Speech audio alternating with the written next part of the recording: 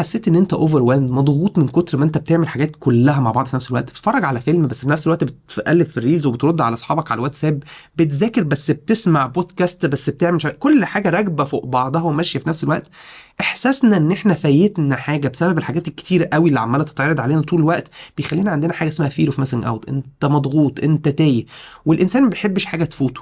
والحقيقه ان احيانا لما نيجي نطمن نفسنا بنقول لنفسنا انت مش فايتك حاجه، انت كويس. الحقيقه ان اللي هيريحك مش ان انت مش يفوتك حاجه، انك تتصالح مع فكرة ان انت مش فايتك حاجة، انت فايتك 100,000 حاجة. بس المهم ان انت تكون واعي باختياراتك اللي انت بتختارها وبتفوت قدامها الحاجات. الانسان النهاردة المتساق ده اللي هو اصلا ممكن يكون مش مختار انه يتفرج على الفيديو ده، هو كان داخل يرد على حد على الموبايل ولا بيشوف ايميل ولا بتاع، فجأة لقى نفسه في الريلز ولا التيك توك. الانسان المتساق ده دايما عنده الاضطراب ده، انا ما اخترتش بحكمة انا عايز ايه وبالتالي حاسس ان في فرصة احسن.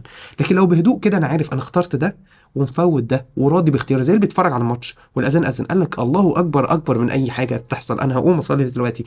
على فكره فاته حته من الماتش بس هو مش زعلان عليها، عشان هو عارف ومقتنع بالقرار اللي خده عشان يفوت الحته دي من الماتش. فخليك مركز في يومك، تخطيط يومك ومعرفتك انا بعمل ايه وبعمله ليه مهم جدا في شعورك بالهدوء والسكينه النفسيه وبعدك عن شعورك انك فايتك حاجه. جربها، هتفرق معاك.